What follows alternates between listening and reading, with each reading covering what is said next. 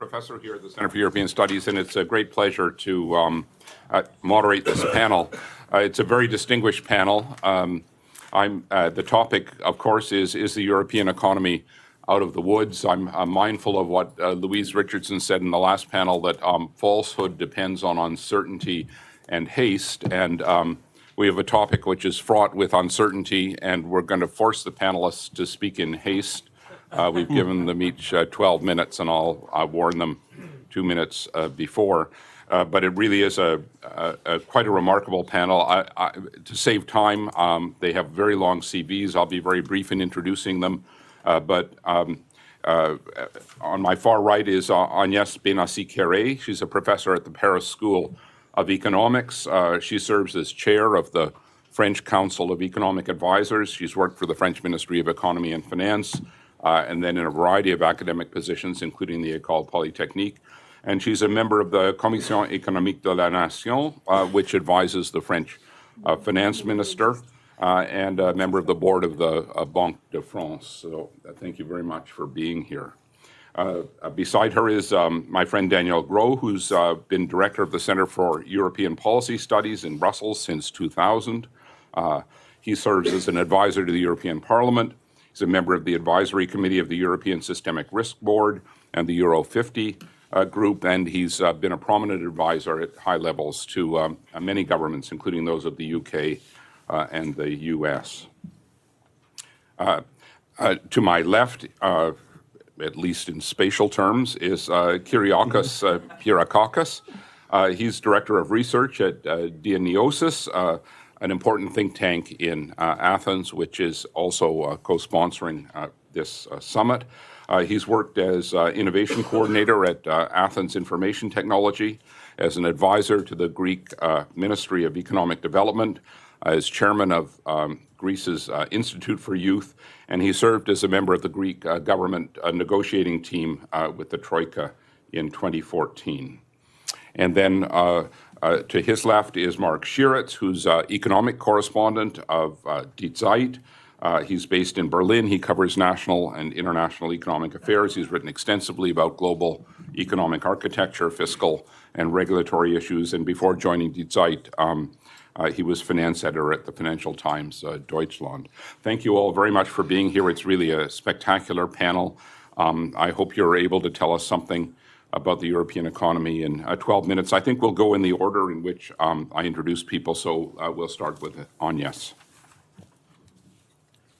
Thanks for the invitation. Should I sit here?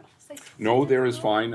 Make sure that you're speaking to the microphone. So, I'm not sure. Peter, the mic is not working there. Oh, yeah, just a sec. Okay, thanks. Okay. Thanks. So, well, I had a PowerPoint presentation, but maybe it's not compulsory. No, it's coming. So, never mind. So, we need to understand that the euro area is still in reconstruction. It's work in progress. And if you want to summarize what is happening, what has happened, we had a traditional doctrine, and you can summarize the doctrine of the euro area, the Maastricht doctrine, in 2 pillars. First pillar was what I would call a triple ban: no bailout, no monetization, no debt restructuring. And the second pillar was a strict macroeconomic policy assignment, with the ECB in charge of reacting to aggregate shocks to the euro area, and national governments retaining the ability to react to idiosyncratic shocks, so shocks that affect only one country or a group of countries, but not the euro area as a whole. And in a sense, the euro area crisis is the story of a broken doctrine. This doctrine has failed lamentably, and the 2 pillars actually have failed. The first is the triple ban, because of the failure of the Stability and Growth Pact. So the governments were not able to avoid a kind of trilemma. The triple ban became a trilemma because you could not, if you don't have. If you don't, so doesn't work. Where should I? Yeah. Oh, thank you.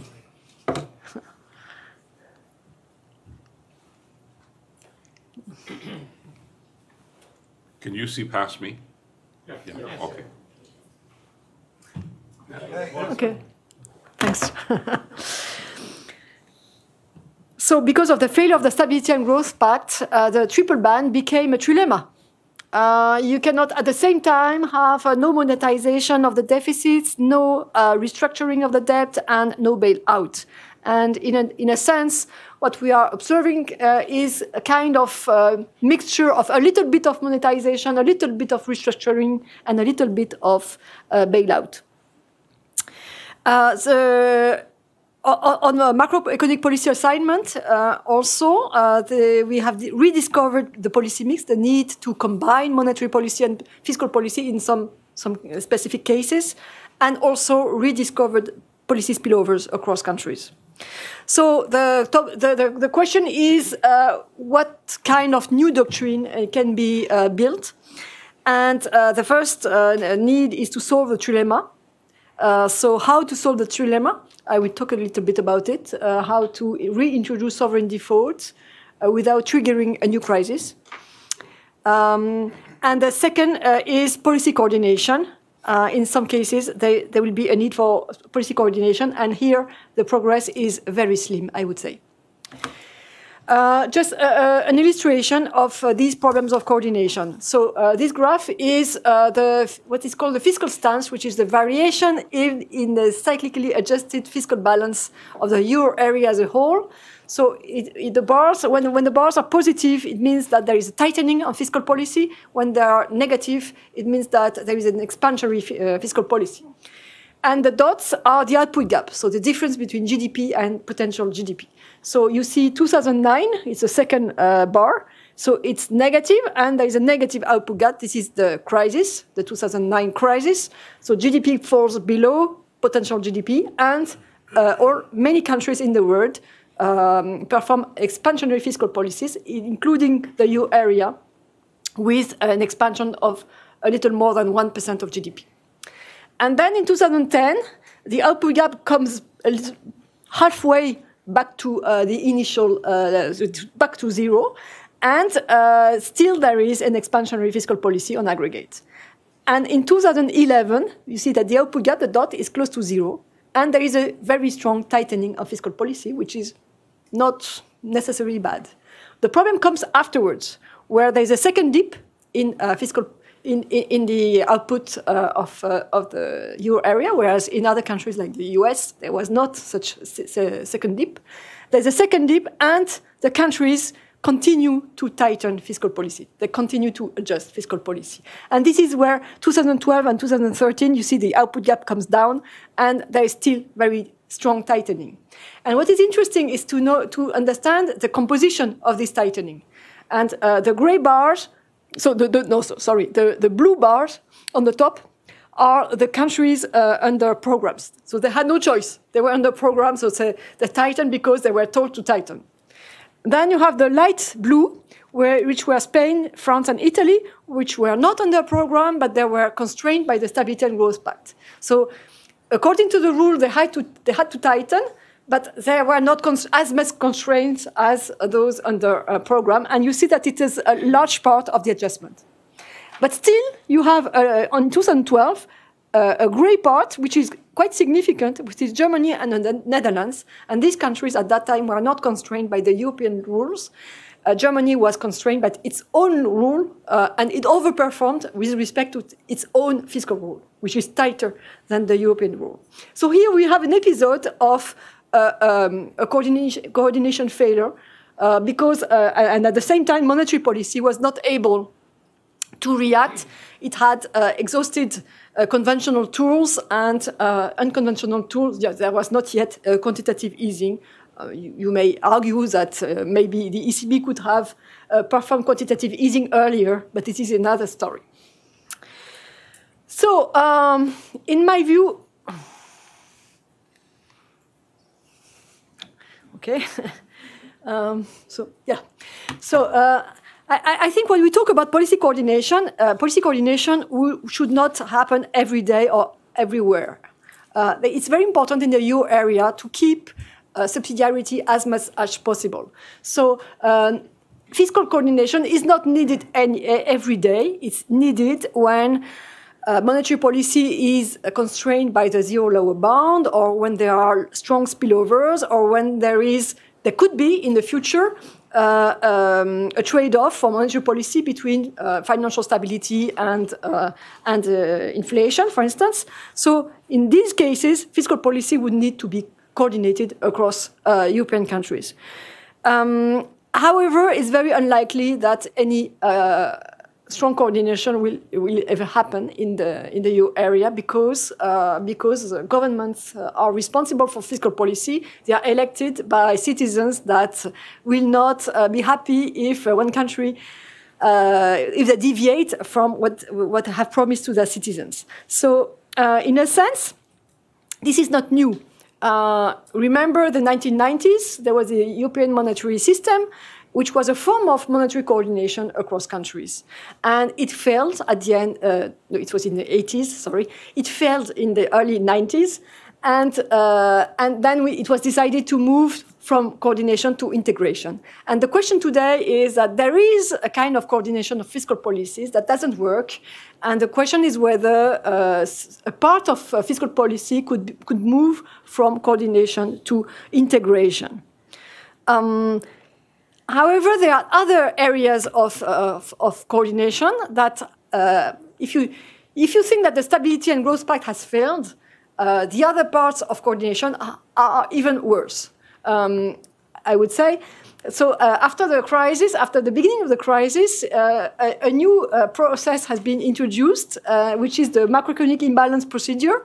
The idea was that Spain and Ireland had suffered from the crisis these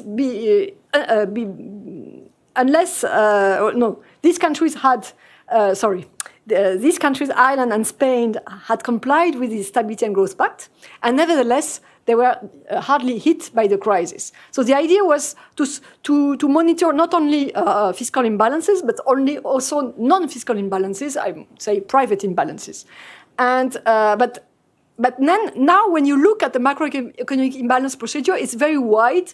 It covers all kinds of policies, and you very quickly get completely lost. So another idea would be to streamline the procedure, to what could be called a survival kit in the monetary union. When you want to survive in a monetary union, you need a surveillance of prices. You need to avoid price and cost divergences, external imbalances, debts, credit bubbles, things like that, but not innovation, education, gender imbalances. Gender imbalances are very important, but for the survival of the monetary union, it's not compelling the relationship between the two. So it would be very useful to reduce the surveillance within the monetary union to very key factors, key elements that are price divergences, credit bubbles, debt, things like that, not long-term growth, which is something different. And use policy instruments at the margin, not use structural reforms to tackle short-term imbalances. This is not the right instrument.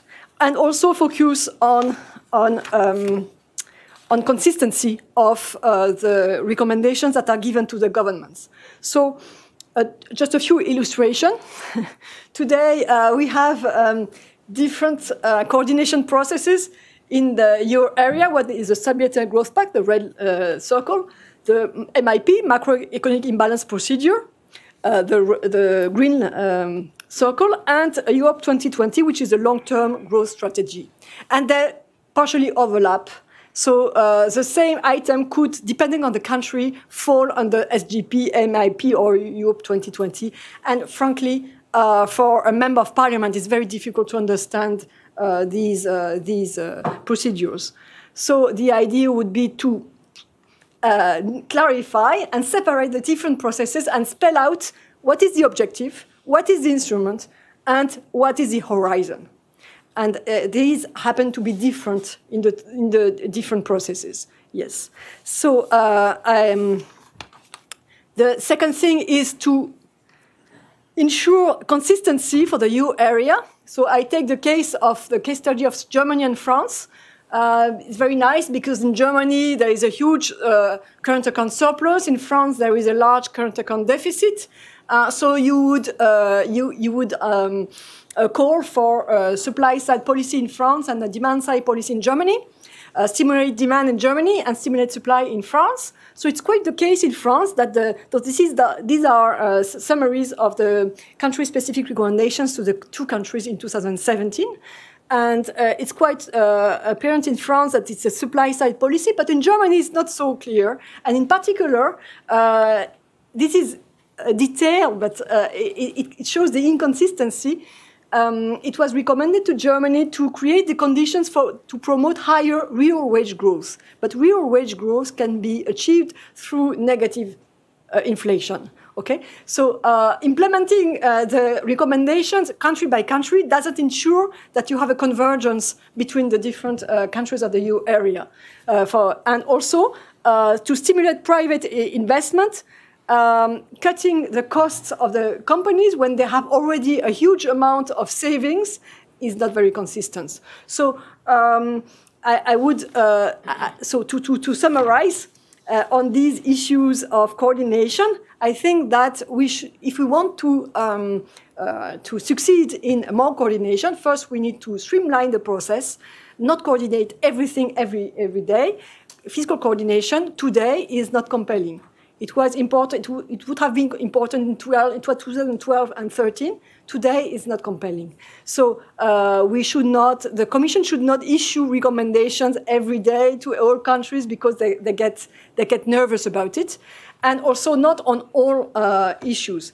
And I don't have the time to cover the three key debates today in the EU area. Are first completing the financial union. Second, the fiscal union, and third, the national policies. How to rebuild the rules for the countries, and how to introduce some market discipline without triggering a new crisis. Sorry, if there are questions, I will have time to expand on this. Thank you. Great, thank you very much. Daniel Gros is next.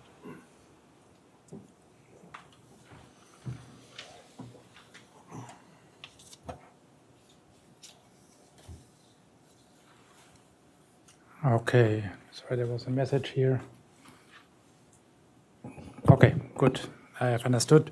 It's a pleasure to be here also at this summit, especially speak after Agnès, who has given you the nice overview of the framework for macroeconomic policy making in the euro area.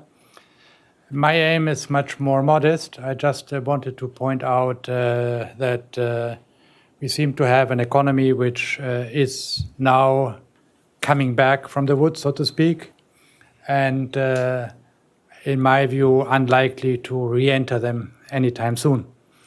So these are my main points. Now, what should I do here? Voila, okay. It's slow. Yeah, works, okay, but good. it's slow. Thanks, now I've understood, sorry.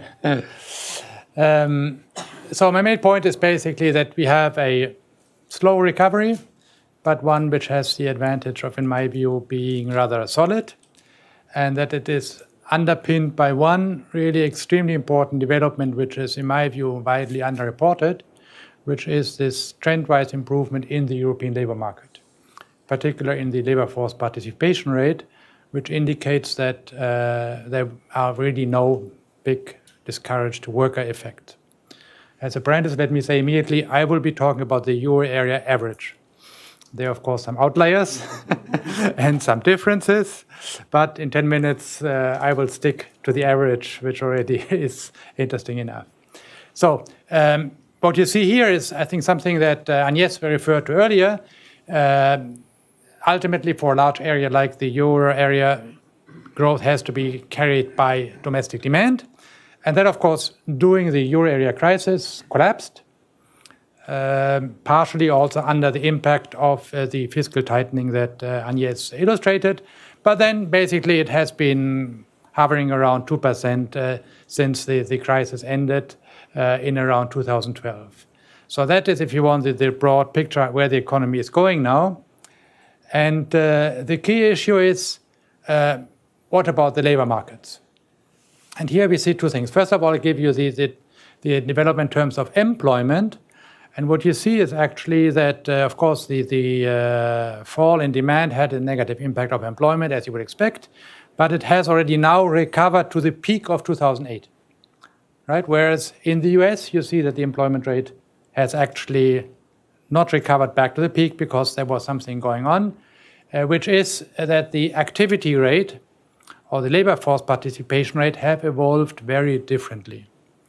If you take the red line here, which is the United States, you see that, and that has been much discussed in the US, the labor force participation rate has actually declined since the early 2000s. And there's a particular step down with the crisis. Discouraged workers, as in the textbook, so to speak. Now, if you look at the blue line, you see just a trend upwards increase, and you see no impact from the crisis. So therefore, no discouraged workers. So the idea that there are permanent scars in the European economy because of the crisis, at least for the labor market, you don't see them really. Right? On the contrary, the labor force participation rate has increased. At the beginning of the 2000s, the US was the nirvana for Europe. We wanted to have a labor participation rate like the US. And actually now Europe has achieved it, but partially also, of course, because the US has been coming down. So on that side, I think you see a trend-wise improvement, and it means also there are, of course, still workers around who haven't... right. Slower? No? Yes, there we are. You see, of course, there's a difference between the employment rate and labor force participation rate, and the vertical lines indicate those who are unemployed. There's still more unemployed in Europe than the US, because fewer people have left, or nobody has left the market. Actually, people are coming into the market. And that means there's potential for the European recovery to go on and on, right? For a few more years, whereas in the United States, from now on, with full employment, the further growth depends on getting higher productivity, whereas in Europe, there's still unemployed labor. Now, the second point I wanted to make about the European recovery is that there has been a lot of complaint about an investment gap. Right? And that comes usually in two disguises. One is you would like to have investment today to have output and employment today. And then you want to have like more investment because it increases future supply. Right? Now let me talk about the first one, which of course was one of the key issues during the crisis. Whenever you have, especially in financial crisis, investment collapses. And then there have been complaints that investment has not really recovered fully. And there have especially been complained about an investment gap in Europe. Okay, and here I wanted to give you investment as a percent of GDP in the euro area. But I take two components there. One is construction investment, and the other one is non-construction, so in machinery and equipment and so on. And what you see is that basically construction investment has actually declined. It is now about 2 percentage points of GDP lower than at the peak of the boom. Whereas non-construction investment is actually at the same level, more or less, as it was during the boom years.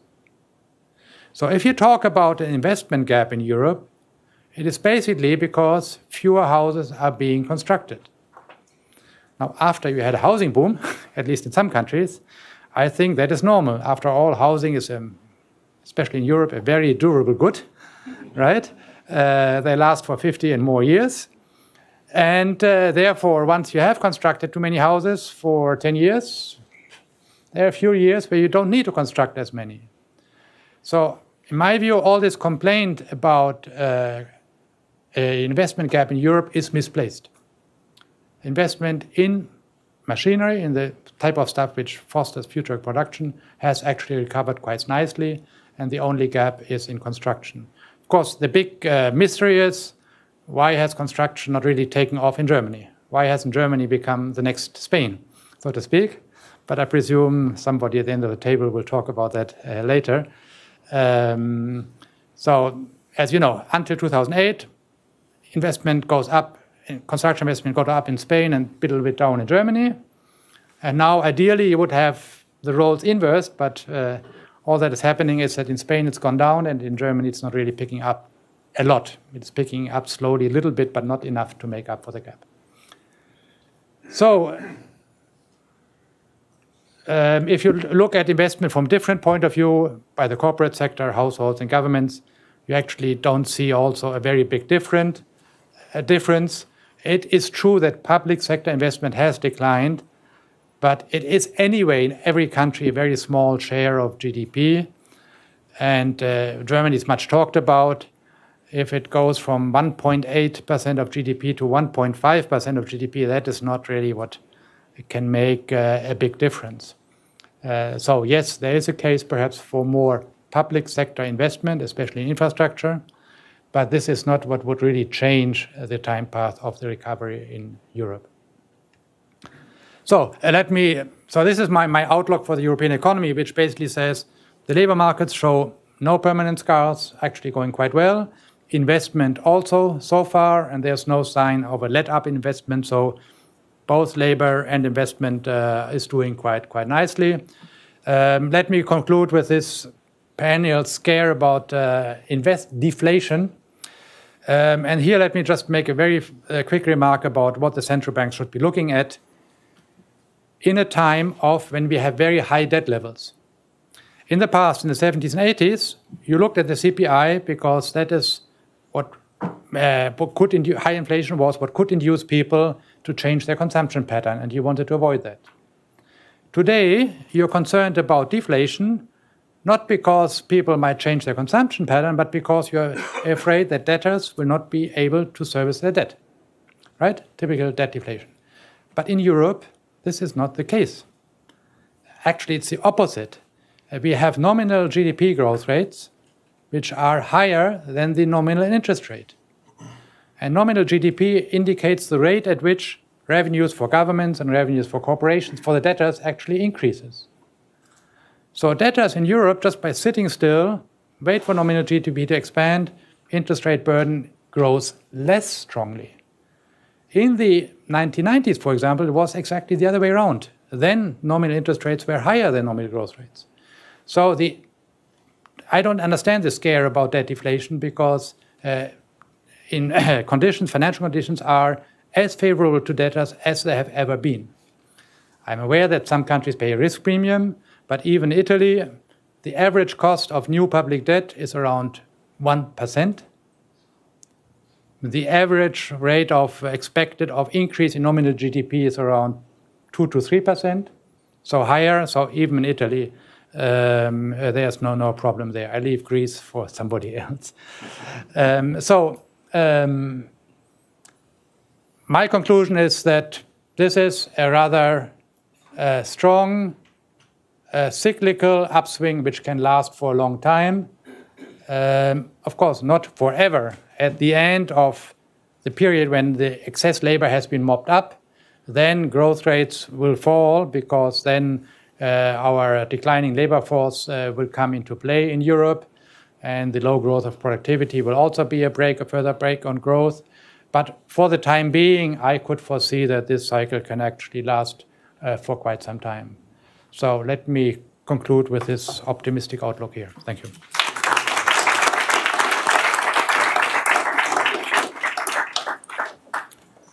So Kyriakos Kyriakakis.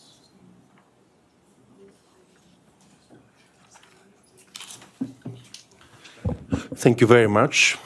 I'm actually going to speak about the outlier, Greece. And I will begin by the number one question that international experts ask us coming from Greece when we participate in such international conferences. And the number one question is Ireland, Portugal, Cyprus. They all concluded with one bailout. You needed three. You're still in crisis. And why is that? Of course, there was a different nature in the other crisis, but still the question is absolutely valid to set. And it sort of justifies the old quote by Winston Churchill that the Balkans produce more history than what they can locally consume. Just before I focus on the longer-term trends, which stem from the studies that we have done at the Aneosis, I'm going to focus on some long-term trends that actually make us believe that, okay, we will probably exit this crisis somewhat meagerly, but there are longer-term issues that we should have into consideration. I will just make some very brief points about where we are right now. So the current program, the third bailout, is supposed to be completed by August 2018. The whole debate is what will happen then, and the government, the current Greek government, makes the case that we will have a clean exit. Most experts disagree with that. They feel that we will have some type of precautionary credit line afterwards, a softer version of a bailout. Nonetheless, what is true is the fact that macroeconomic data are actually getting better. We have lost cumulatively 26 to 27 points of GDP since the beginning of the crisis. Now we're seeing meager growth rates. Unemployment started at 9% in 2009. It ignited to 26.6% in 2013. Currently, it's at 21%. It has dropped. Same with youth unemployment, which began at extremely elevated rates. It began from 20%. It peaked at 60% in 2013. Currently, it's at 42.8%. We have a primary budget surplus. All these data are correct, but nonetheless, which button should? Direct it here and wait. Wait. 1, 2, 3, 4.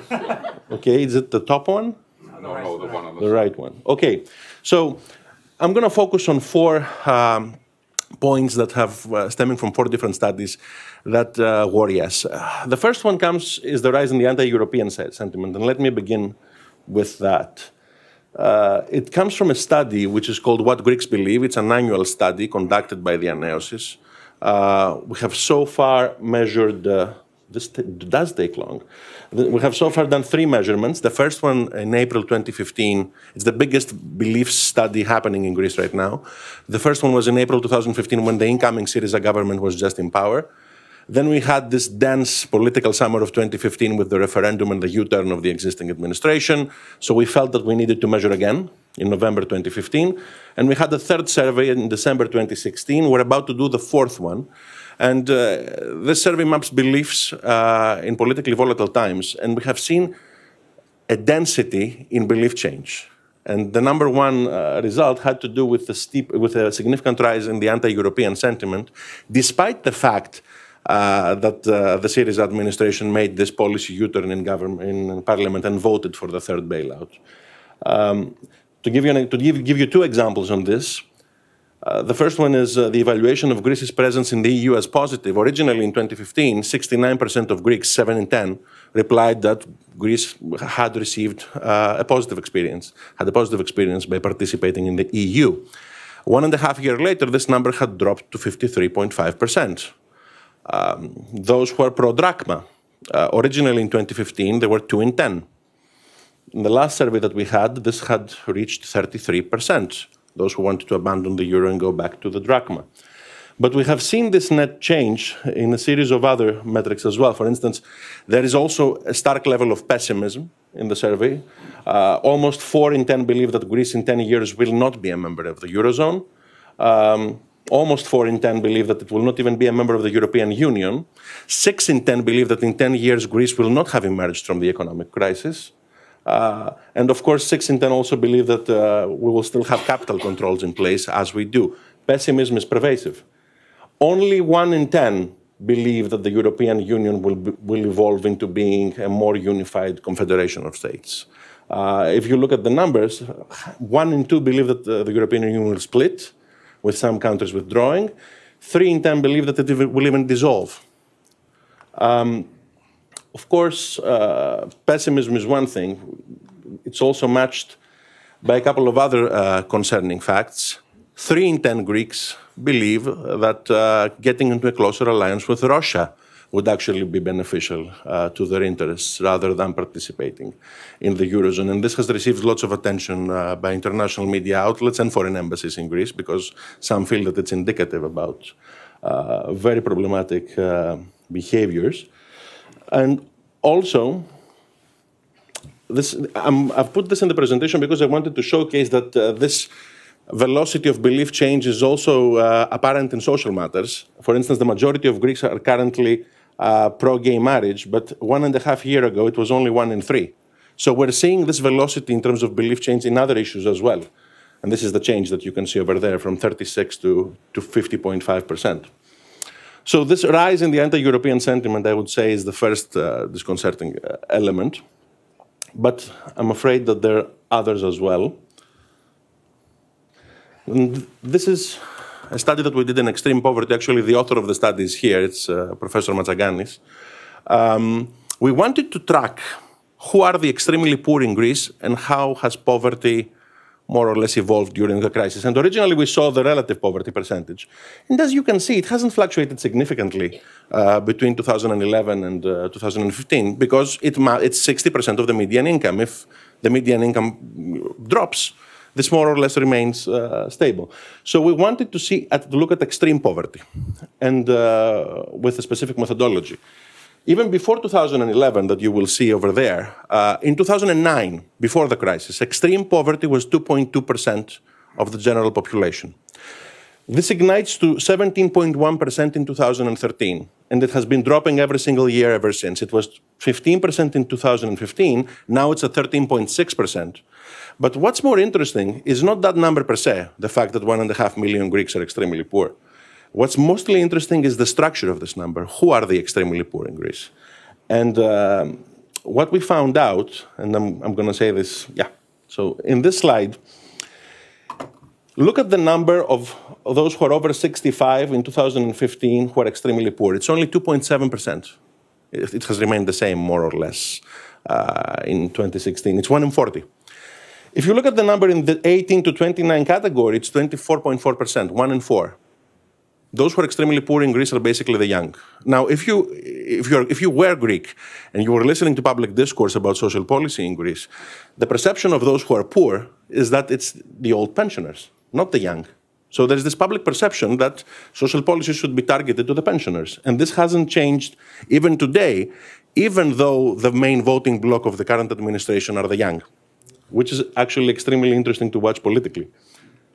Now, we participate also in, this is the third study, we participate in an EU-wide project called COPESE, run by the University of Heidelberg. We are the Greek partner. And it's happening in 11 countries. And one of the elements that this survey includes is the fact that it has surveyed people under 35 years old and their parents in order to track beliefs. I'm just going to mention 3 numbers out of the survey that were interesting to us. And the first one is shocking. It became a cover story in a major Greek newspaper. 3 in 4 Greeks are actually contemplating the possibility to leave the country, of Greeks under 35. And this number is huge. The second one, of course, more or less explains this. The primary source of income of Greeks under 35 years old is not a job. It's their families. Match those two with the extremely low levels of institutional trust, for instance, 17% trust in the domestic political system. The numbers are extremely low. We have the lowest trust numbers in the EU. So this creates a somewhat toxic mix. And the fourth and last study that I'm going to cite, and in our view, it's probably the most problematic macro trend of Greece, is demographics. So we had a population drop since the beginning of the crisis from 11.1 million to 10.7 million. And this is mainly happening because of brain drain. We have lost 450,000 Greeks to other European countries, to the United States. Certain people in this audience are part of this number. We made a projection with one of the best demographic teams in Greece about how population will evolve in the coming years. The projection is that the median scenario is that it will drop from 10.7 to 8.8 million in 2050. Now, keep in mind that this is the second most concerning fact for us. The first one is the composition. Those who are over 65 represent 10%. They represent 21% of the population right now. They will represent up to 33% of the population then, with adverse effects in the pension system. Also add to that the fact that the average Greek family right now have 1.3 children per couple, far below the replacement rate of 2.05, 2.1 that's necessary. all those, what I mentioned before. So, and 8.8 doesn't even represent the worst case scenario. The worst case scenario is 8.3 million in 2050. And those who are over 65, 30 to 33%. So all of those data points put together have led us to believe that the Greek youth represents an existential issue right now for the policymakers. We're focusing too much on how to exit the third program, how to exit the crisis in the short run, but we're not focusing at all on how to restructure the economy in order to fix this. And I'm going to conclude with an observation made by Thomas Friedman, who came to Greece at the beginning of the crisis and wrote a very interesting op-ed at the New York Times. It was 2010, and he had seen the then Prime Minister Papandreou, and he wrote this article saying that in reality, what I'm going to watch in Greece is young, educated Greece. And he concluded the article saying, if you see them coming back or staying, then probably you should consider buying a bond or two. But if you see them leaving, you should start shorting the country as quick as possible. And he has been significantly justified in this view, because since then, almost 500,000 young Greeks, mostly educated, have fled. So those are the stakes for us, and we believe as an organization, as the Aneosis, that we should be focusing a lot on those types of issues as well, rather than the short-run crisis management. Thank you so much.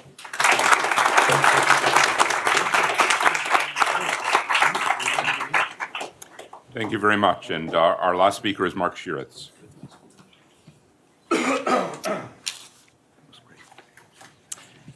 Thank you. Thank you also from my side for the invitation. I spent a couple of months here as an undergraduate student, so it's really great to be back. Waiting for the presentation. So I'd like to add a little German flavor to the debate, starting with. Is it coming? Yeah.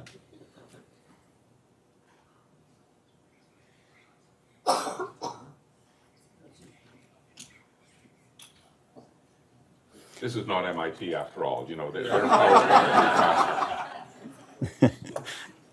It's not University of Freiburg where I studied.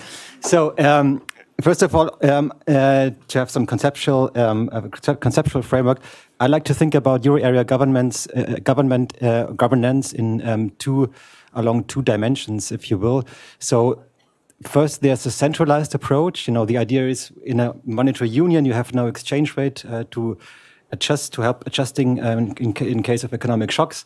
So you need a fiscal capacity, some sort of budget to balance out asymmetric shocks. And you also need rules and sanctions in order to prevent member countries from free riding on this possibility of being helped out in case of an emergency. Of course, this model then leads to more risk sharing and also to more rules and the development of the euro area in the direction of a full statehood, which is more or less, I would say, the French model. This is what Macron has proposed. And this is one of the ways how to make it work. So, yeah. But it also has problems. And this is why people are increasingly also talking about what I would call a decentralized approach. You know, the same problem, you don't have the exchange rate. So what do? In this model, national fiscal policies are there to balance an asymmetric shock.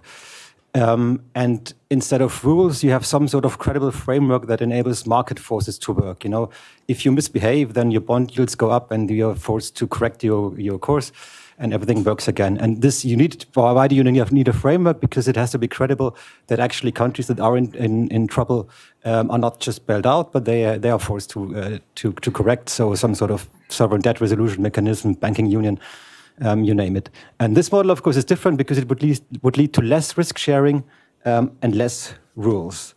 So what do we have at the moment? At the moment, we have a mixture of the two models. Yep, sorry. So we have, elements of the centralized approach, the ESM, the Growth and Stability Pact, the OMT, measures by the European Central Bank. But you also have elements of the decentralized approach, at least on paper, which is the no bailout clause enshrined in the Maastricht Treaty. What is the German view? The German view, in theory, is be consistent. Either choose the centralized model or choose the decentralized model. That's what the Bundesbank is saying. That's what the Council of Economic Experts is saying. In practice, the German position is choose one of these models, but also make very sure that it doesn't do anything that we don't like in our country.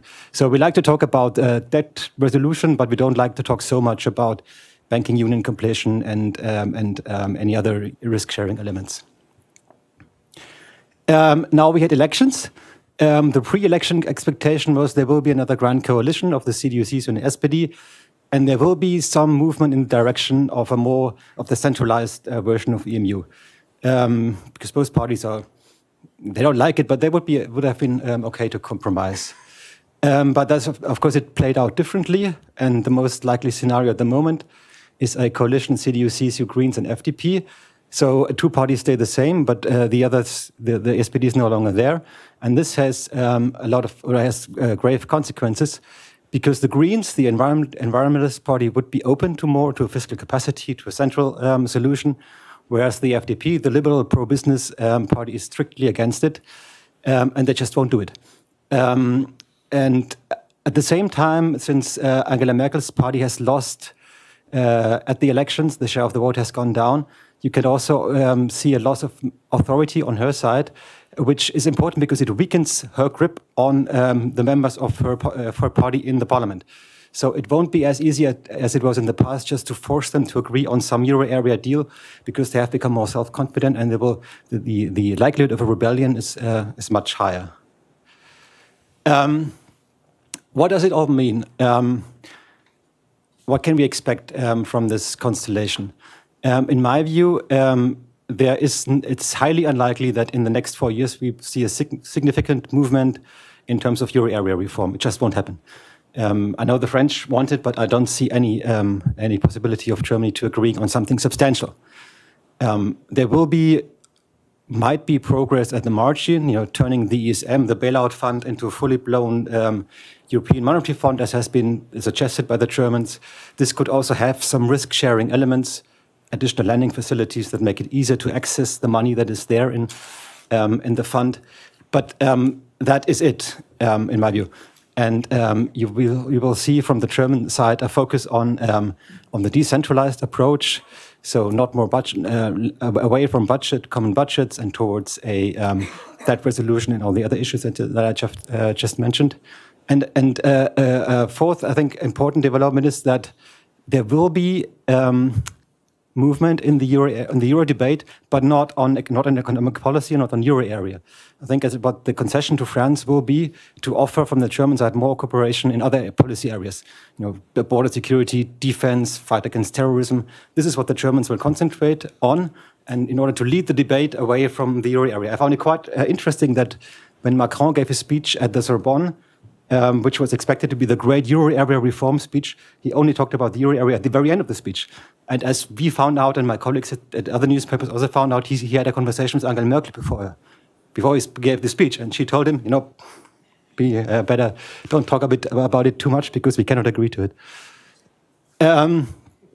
What to expect within Germany? There has been debate that will German fiscal policy become looser now because of all the demands the parties have. I don't think so. We might see moderate tax cuts, moderate spending increases, but not any form of massive fiscal loosening. Why? It's just because fiscal stability is just so deeply entrenched in Germany. It's the cross-party consensus that we don't want to do this.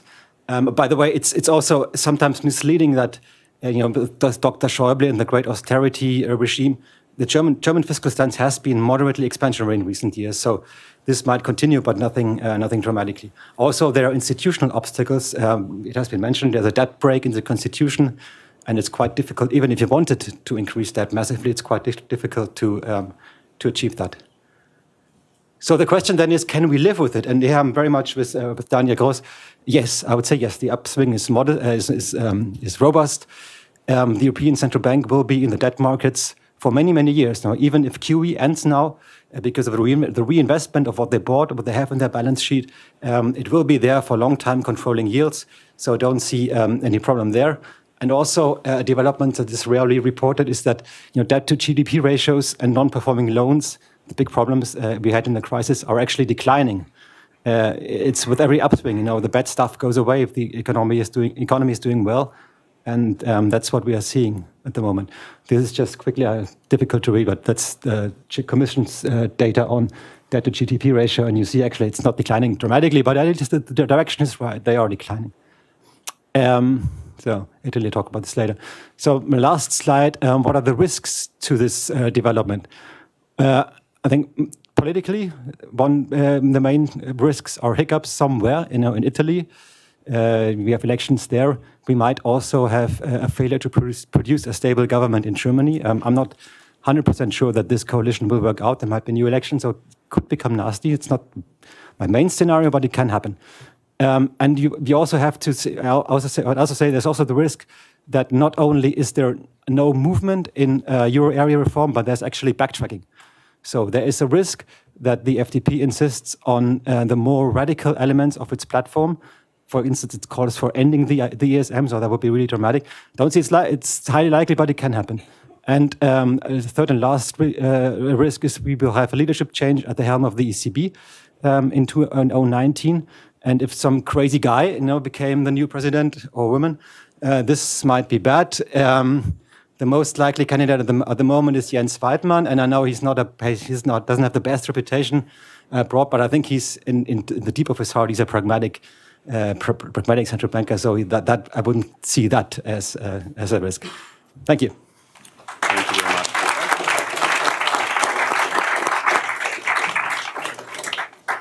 Well, we've had 4 very stimulating presentations and very disciplined panelists who've stayed within time, so we have time. I think what I'll do is I'll collect some comments, questions, 2 or 3 at a time, and I've been asked, and quite reasonably, to start with students, if there are any students in the room who have questions. That doesn't include students of life. All right, so we'll take graduates. Yes, you should identify yourself. Yeah, I'm Rich Rosen. I work on climate change issues, but I also work on some economic issues. And so 2 comments particularly devoted to the first 2 speakers. I'm afraid I have to be highly critical of your talks in that I don't think either of you mentioned income inequality and its implications for your analyses. It's sort of like hearing Janet Yellen say the labor market in the US is fine. Well, it's not fine. You know, white males are being paid less now than they were 40 years ago, et cetera. So without looking at income inequality, both transnationally and within nations, no one cares about GDP anymore. It's an archaic concept in my view. You have to look at who's benefiting. So when you answer the question, is the European economy out of the woods, you know, for who is always the question, particularly now. And the second area I'd say in terms of investment particularly is, again, you didn't mention the need for the world and for Europe to deal with climate change. Okay, you know, most numbers, and I think these are maybe even too low, is that each country needs to spend 10% of GDP per year to mitigate climate change. And so when you talk about an investment gap, okay, and you know, maybe there's none in terms of the traditional structure of the economy, but in terms of what's needed, there's a huge investment shortage in terms of dealing with climate change, renovating housing, you know, building renewable energy, et cetera, and that wasn't mentioned either. Okay, thanks. Let's take at least one more and then turn back to the panel. I have Sebastian Royo is next. Sebastian Royo from Suffolk University. So a couple of you mentioned the European Central Bank, and it has started the process to loosen up on the emergency steps that it took during the crisis. And when you look at what is happening in Europe with the weaknesses in Italian banks, the risk of a potential strengthening of the euro, that it's going to hurt exports in some countries. There are also bubbles in the real estate sector in countries like Germany. So this easing of the emergency steps would likely have some negative impact. And I'm wondering if you can comment on what you expect from that. Okay, and let's take one more if you can take a note of these. And Elizabeth Sherwood, Renner. Thanks, Peter. I have a question for Daniel Gross on his optimism about the economies of Europe and the point you made about Europe working again. How do you factor in immigrant populations into your data?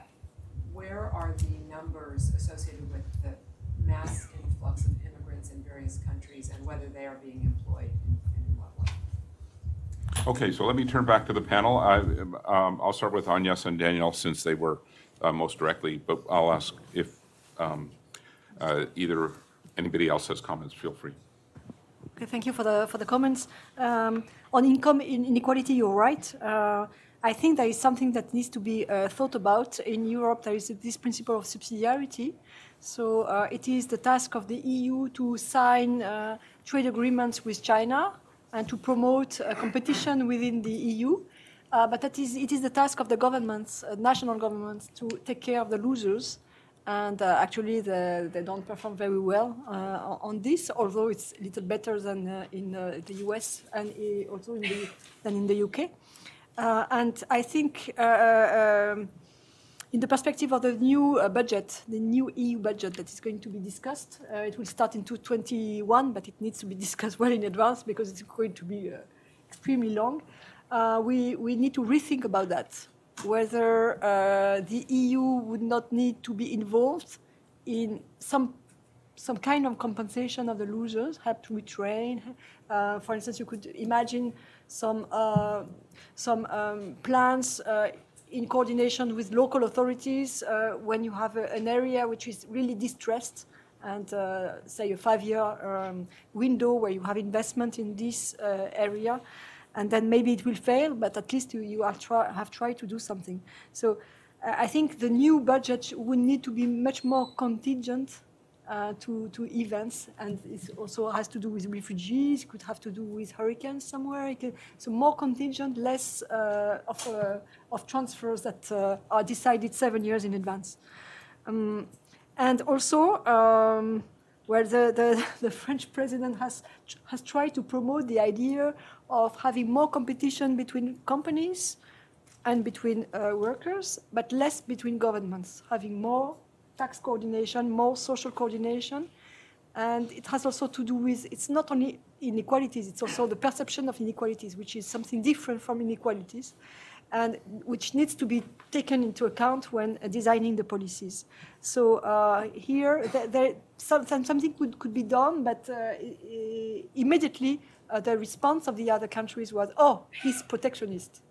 So this is the reaction. So it's a free trade area. On climate change, I think we have a problem with the carbon market, the carbon emission market. As economists, we have a responsibility, having promoted this solution for reducing carbon emissions, whereas now I think having taxes is considered as more reliable because in terms of political economy, when you have a crisis, then the price of carbon emissions is close to zero, and then how are you going to incentivize industries and households to make the investments?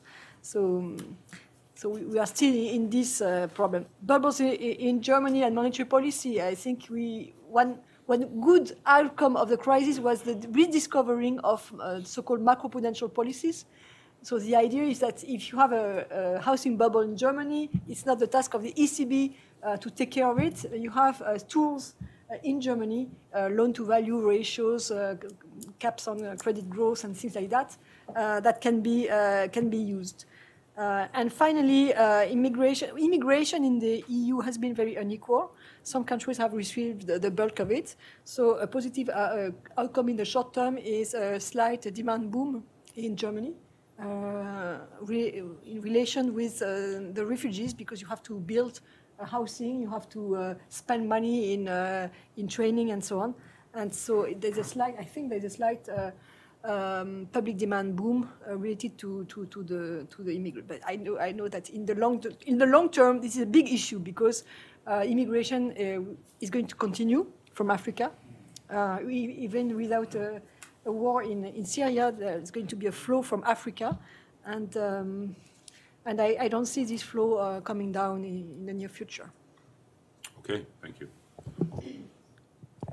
Okay, a couple of comments. I disagree fundamentally on the premise of the question on inequality.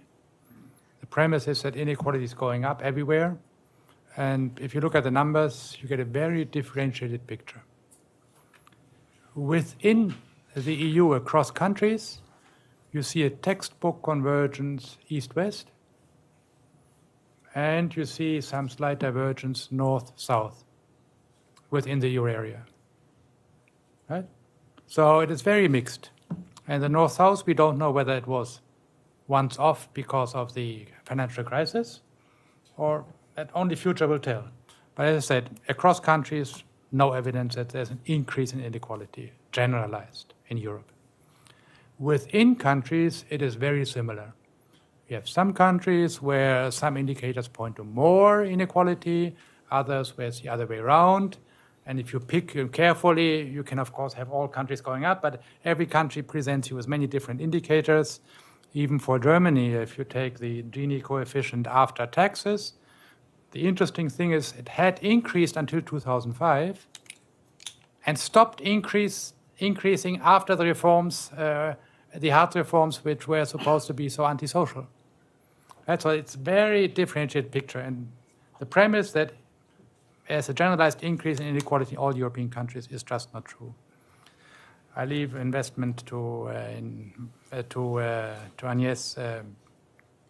On the central bank, I don't understand all this attention paid to the ECB. Europe is an area with a very large domestic savings surplus. And that's why we are having very low interest rates, almost regardless of what the ECB is doing. Take Germany with a current account surplus of 6% or 9% of GDP, savings rate of 24%. So more than 1/3 of every euro saved has to be exported. I don't see how interest rates can really be increased in the euro area, almost regardless. Anyway, we know how much the ECB can buy before it hits its own limits. And whether it buys them over 12 months at a high rate or 24 months at a low rate, financial markets know that. So I don't think there's any financial turbulence to be expected when the ECB stops its program, because everybody knows at what point they have to stop. And perhaps let me finish on the refugees. They're a really very small part of the labor force. Actually, they're not yet part of the labor force, they're part of the population. But even so, there was a once-off 1.5 million on a population of 300 million, once-off. And then the other years, it's not even half of that number for the entire euro area. As Agnes said, very differentiatedly distributed. Even for Germany, I think Marco might comment on that. The rule of thumb is that for refugees, not for other immigrants, we have a very high rate of working immigration into Germany right now, actually as high as that of the United States. People coming from Greece, from Spain, from all over the world, actually. In that sense, Germany has become very similar to the United States. But there's this other part, the one stock which came 1.5, let's say 1.2 million. And for those, for refugees, the rule of thumb is that 10% join the labor force each year. First year, 10%, second year. And after 5 years, you have 50%. And after 10 years, they're like the locals. And that's what you see right now. So you can say very slow integration or normal integration, right? But 2 years after, we have 20% of them in the labor force. And the prediction is next year will be 30, 40. So that is a process which seems to be going on normally. But it doesn't really change the nature of the European labor market. It doesn't. It does not, because the numbers are just not there. No. One stock at one point in time, which might have an impact on the German labor market, but the flows, and here I disagree with Agnes, the flows going forward will be below, I would say, 1/10 of 1% of the population. Talking about Italy. Again, right? We have seen actually that we have a European labor market. We're beginning to have one, and things are being distributed. Thank you very much. You need not, don't feel you have to respond, but do either of you want to say anything? Yeah, just on the housing bubbles, as someone who just recently bought a flat in Berlin, I'm strictly against the notion of there being a housing bubble, because Daniel mentioned the question why isn't housing picking up as strongly in Germany as it has in other European countries, and I think it has to do with some peculiarities in the German financial system. So access to finance is a major issue. It's not as easy if you're a low-income household to get a loan at your bank because you need a high deposit and so on and so on. So it's much more difficult. Rules are much stricter, which maybe prevents somehow the strong increase in housing demand. And there are also issues on the administrative side. So it takes, this being Germany, the long process of planning and administrative issues before you can start building. And there's also a scarcity in the market. So at the moment, if you wanted to buy a house, you'd have difficulties finding firms, which I find interesting because you would assume that this being a European labor market, that there would be just more craftspeople from all over Europe coming to Germany, Spain, Poland, Portugal. That's not happening. So they don't have the German qualifications, right? Yeah, right. That's one of the problems. But and also, just sorry, but this one word on GDP. Ideologically, I'd be with you, but coming from a country which was in a deep crisis, and now it's no longer, I can tell you that it makes a hell of a difference whether GDP increases or not. I mean, people get jobs, people get income, so it might not be the best indicator we have, but it certainly is an indicator for well-being in a country. Okay, well, we have time for one or two more rounds. I think you had a question there, and yeah. Yes, yeah. Oh, okay. I was thinking of your neighbor, but that's all right. Go ahead. Go ahead. Yeah, identify yourself. We'll just, yeah. Yeah, thank you for the talks. I'm Katja Möhring from Mannheim University and currently a visiting fellow. Two things. First of all, I would like to share this really optimistic outlook that you were giving. Also, we heard about youth unemployment in Greece, and I would also extend this to other countries in terms of maybe we have high employment rates, but younger people are confronted with fixed-term contracts and a lot of insecurity, which also leads to low birth rates and things you mentioned. And I think to experience this at the beginning of the career is especially severe because it kind of, from a life cost perspective, it will translate to the further career. So I think even though we might be optimistic on employment growth, I think especially the problem that younger people are experiencing insecurity, this leads me to the assumption that we might not be that optimistic actually, and maybe you could comment on this. Then a second comment on the rise in employment rates. I think a huge part of this has been actually the rise in female employment. So we also have to think about maybe it's not only the economic recovery, but also the family policy, which is actually important in having a high employment rate.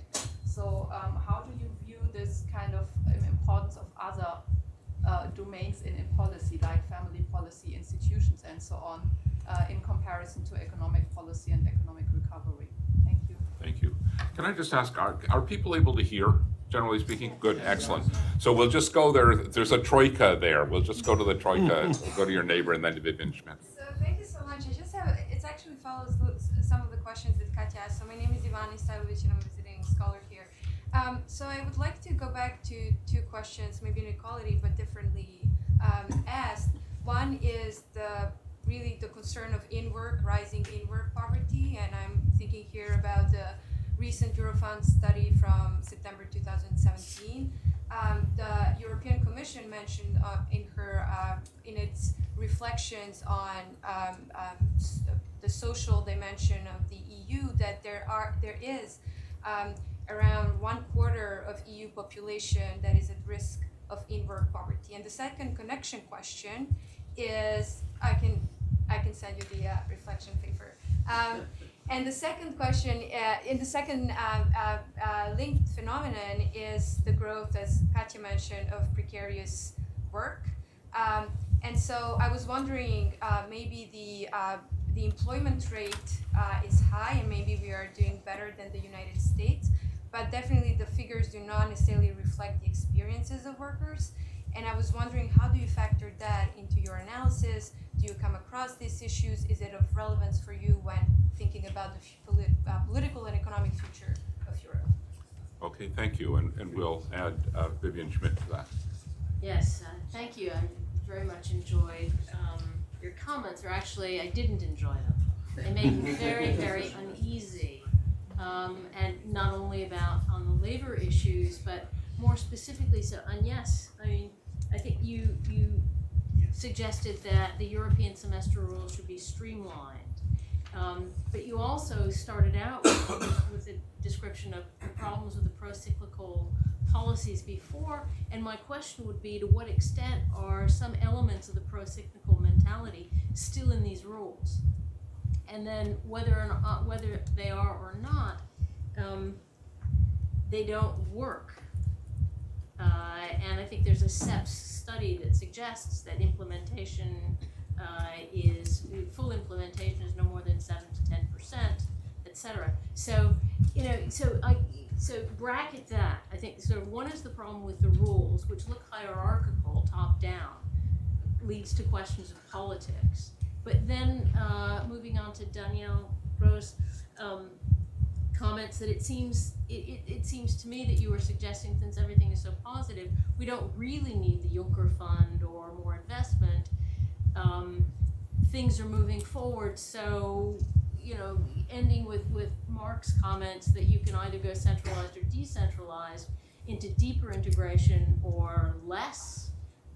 It seems to me that all of these comments suggest, and the reality suggests, we're not going to get deeper integration. So we're left with rules, it seems to me, without the kind of solidarity necessary to counter the kind of rising Euroscepticism that we see in an extreme way in Greece, but we also see across Europe. So I end with Macron. What happens when Macron doesn't get what he needs in terms of changes in the Eurozone?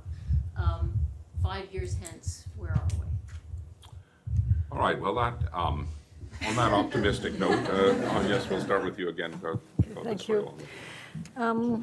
So on unemployment rates, I think one big reason for the increase in employment rates is the senior workers and the effect of pension reforms. And I agree that this gives faith in policies in general, because you can have an impact on the employment rate, and pension reform has an impact on employment rates.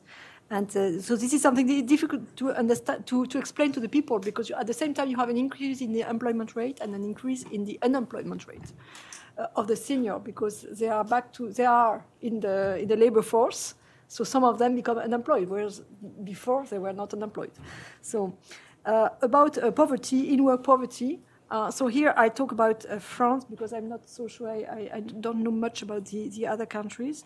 The poverty rate in France is quite low. It's 14%. Well, it's always too high, but it's quite low compared to other countries. The Netherlands is lower, but actually Germany is higher, and it has been increasing. Although the Gini and the poverty rate are two different measures. Gini, yeah. 2080, I'm talking about the poverty rate. There is no in-work poverty in France. Poverty is completely related with the lack of work because of the minimum wage. The minimum wage is quite high, so the poverty comes from part-time jobs or no job at all. So this is completely related, with a few exceptions related to single parent families where you have poverty and work at the same time. About precarious work. The stock of precarious work in France is stable. It's about 11%. What has changed is that the precarity has increased. So the contracts are shorter and shorter, but it's the same people. So the stock is the same. So you cannot say that it's an explosion of precarious work. It's just that it's an explosion of duality, with those precarious being more precarious and the other ones fine. About procyclicality, I understand why you are uneasy. I'm quite uneasy with the idea that there is a recovery, everything is going to be fine, and we don't need reforms any longer. I think new reforms are needed in the upswing of the economy.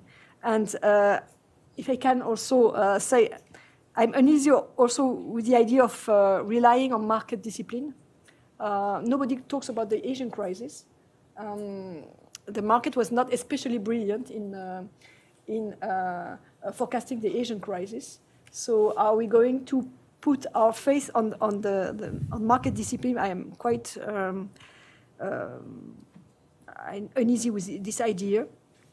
Now, coming back to the procyclicality of fiscal policy is something very widespread.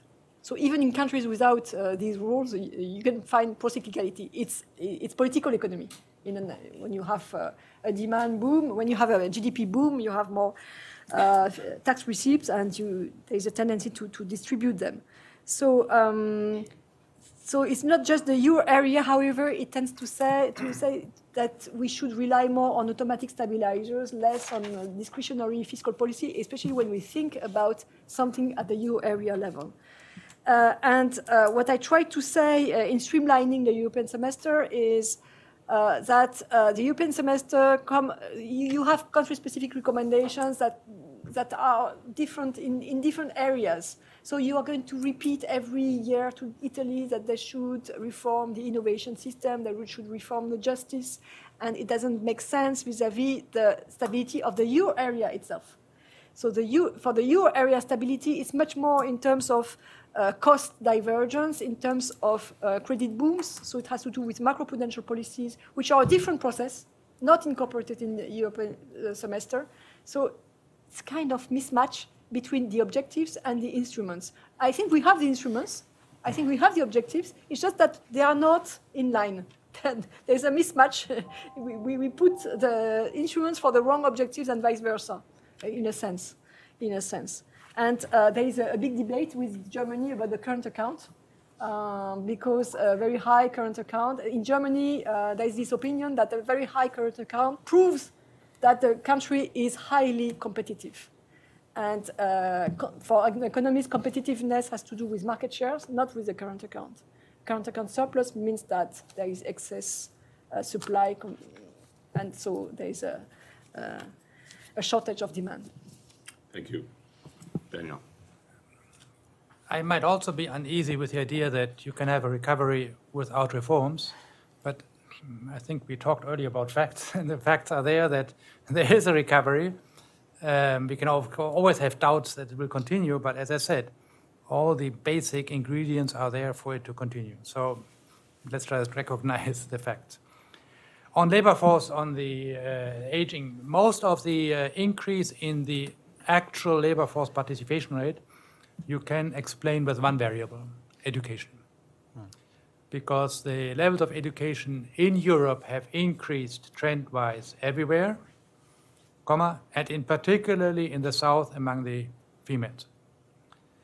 And in particular among the elderly, the elderly which became old, so to speak, 10 years ago, had a very low level of education.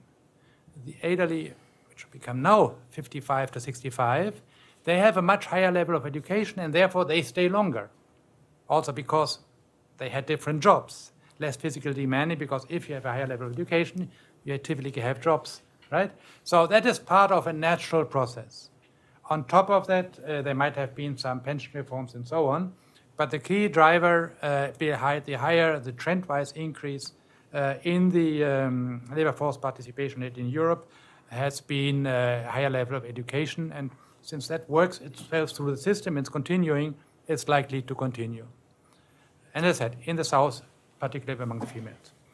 On youth unemployment, I have to be a little bit politically incorrect. And I use some numbers from Greece, which are approximately right, perhaps not to the last. 66% youth unemployment rate in Greece. And when I looked at the numbers, that was for the 15 to 19 years old. During that time, you took 100 Greek youth, right, 15 to 19 years. 9 of them were in the labor market. 6 were looking for a job, and 3 had a job. Unemployment rate of 66%. 6 youth of 100 are unemployed. Right? So keep that in mind. It's true, right? Absolutely. So yes, because most of them are not in the labor market, and most of them were not in the labor market even before the crisis, right? And this is all throughout Southern Europe, where the unemployment rates among the youth are highly misleading. And therefore, I invite you not to repeat these statements and to see them in a proper context. It is clear that it would be desirable to get Greek youth into the labor market and to do something, especially those who are neither in education nor training. All true. But this is not a cyclical problem. This is a structural problem which has existed beforehand. On the Juncker plan, if you have financial markets where interest rates are zero everywhere and where capital is desperately looking for an investment, and to say we need to have a public sector investment program, that doesn't make sense. In 2014, you could say there's some lingering effects of the financial crisis and some public sector intervention is useful. But right now, you don't need a Juncker plan. You don't need an official EU investment plan because almost all investment can be financed by the private sector alone. The first loan given by the Juncker plan, which I saw, was to support startups in Bavaria. Okay, I mean, if there's one area of the world where there's really enough capital, why do we need to support the EU support that? That I don't really see that. So I would say I think we have to look at this economy with an objective eye, not saying it has to be bad because otherwise we don't get our euro area reform. The point is, unfortunately, this economy is doing quite well now with, of course, very large regional differences. And is likely to do quite well even in the absence of reforms. Okay, thank you. Kyriakos. I will begin by commenting on that, on youth unemployment. This is exactly the reason why on our survey we focused on those who are under 35 rather than in the 18 to 24 category, because culturally that would be extremely misleading in Greece, and that's why you have this huge fluctuation from 60% to 40%, which is in just 2 years. Nonetheless, in those who are under 35 years old, the fact that the primary source of income is family funds is still extremely problematic.